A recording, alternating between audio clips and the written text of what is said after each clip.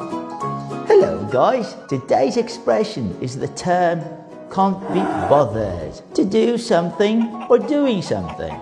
This is an informal expression and it means that you're not feeling like doing something or you just simply don't want to make the effort of doing something. Basically, you don't want to do it. In the same way, we can use the slang can't be arsed.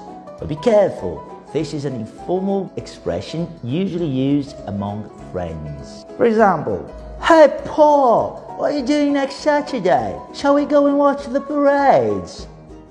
"Oh no, I just can't be bothered to go anywhere, mate." Come on man, get off your arse. It's the Brazilian carnival we're talking about here. The best on the planet, for goodness sake.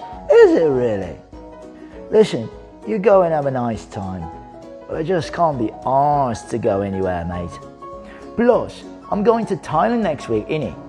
So, I'll see you when you come back. But listen, drive safe, will you?